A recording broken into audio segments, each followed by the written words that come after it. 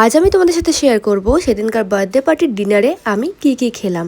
খেয়েছিলাম কিন্তু না পেট পুড়ে। তো চলো স্টার্ট করি। ফার্স্টেই এখানে প্লেট দিয়েছিল টিস্যু পেপারের মেনু কার্ড। তো মেনু কার্ডটা তোমাদেরকে খুলে আমি দেখিয়ে দিলাম, তোমরা চাইলে পজ করে এখানে মেনুটা দেখে নিতে পারো। তো ফার্স্টেই দিয়ে দিয়েছিল এখানে হচ্ছে জলের বোতল, আর গরমের মধ্যে ঠান্ডা ঠান্ডা জল দেখে তোমাদের জলটাই আগে খাই। তারপরে দিয়েছিল কাসুন্দি, দেন কাসুন্দির পরেই চলে এসেছিল হচ্ছে আমাদের এখানে স্যালাড।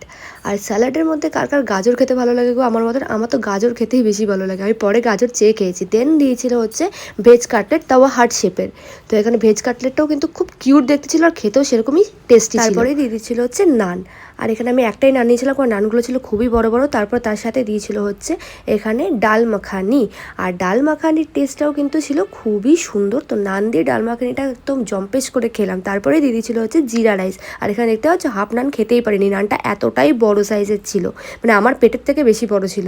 দেন এখানে জিরা রাইস দিয়েছিল, তারপর দিয়েছিল হচ্ছে চিকেন কষা, আর এখানে আমি এক পিসে চিকেন নিয়েছিলাম, কারণ পেটটা আমার ভরা ভরা ছিল, আর গরমের মধ্যে বেশি তারপর খাওয়া যায় হচ্ছে এখানে আমের চাটনি, একদম টকটক মিষ্টি মিষ্টি। আর চাটনির পরেই চলে এসেছিলো হচ্ছে গরম গরম পাঁপড় ভাজা, আর চাটনির সাথে পাঁপড় ভাজা খেতে কার কার ভালো লাগে গো?